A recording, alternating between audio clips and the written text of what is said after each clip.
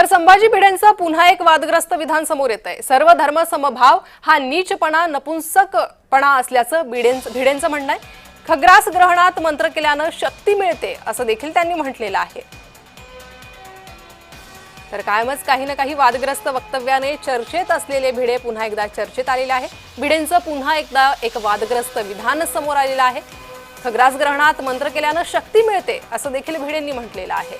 तर सर्व धर्म समभाव हा नीचपणा आणि नपुंसकपणा असल्याचंही भिडे म्हणतात। भिडेंच्या या वक्तव्यामुळे नव्या वादाची शक्यता आहे, यामुळे नवा वाद निर्माण होऊ शकतो। याआधी देखील भिडेंच्या अशा वादग्रस्त वक्तव्यानं चांगलाच वाद निर्माण झाला होता, अनेक टीका त्यांच्यावर झाल्या होत्या। पुन्हा एकदा भिडेंचं हे वादग्रस्त विधान अशात समोर येत आहे।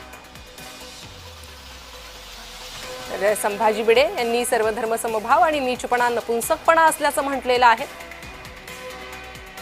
अधिक माहिती घेणार आहोत आमचे प्रतिनिधी किरण गोटूर यांच्याकडून।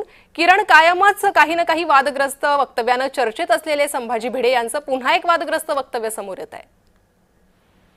प्रेरिता, काल खरं तर संभाजी भिडे गुरुजी हे नाशिक दौऱ्यावरती होते आणि नाशिक दौऱ्यावरती असताना त्यांनी हे वक्तव्य केलेलं आहे। नाशिकच्या इंद्रानगर भागामध्ये एका ठिकाणी त्यांचं व्याख्यानाचं आयोजन करण्यात आलेलं होतं। त्या व्याख्यानामध्ये खरं तर त्यांनी हे संपूर्णपणे वेगवेगळे वादग्रस्त वक्तव्य केल्याचं आपल्याला बघायला मिळतंय। मध्यंतरी नाशिकमध्ये एकूणच काही वर्षांपूर्वी माझ्या बागेतलं आंबा खाल्ल्याने मुलं होतात अशा पद्धतीचं एक त्यांनी वक्तव्य केलं होतं। या सगळ्या संदर्भात कोर्टात सुद्धा केस चालू आहे आणि त्याचाच आणखीन एकदा पुनरुच्चार त्यांनी नाशिकमध्ये केलेले आहे। फक्त आंबाच नव्हे तर इतरही वेगवेगळ्या मुद्द्यावरती काही वादग्रस्त वक्तव्य जे आहे ते भिडे गुरुजी यांनी काल नाशिकमध्ये केल्याचं आणखीन एकदा बघायला मिळालं। त्यामुळे या सगळ्या वक्तव्यानंतर आता काय काय प्रतिक्रिया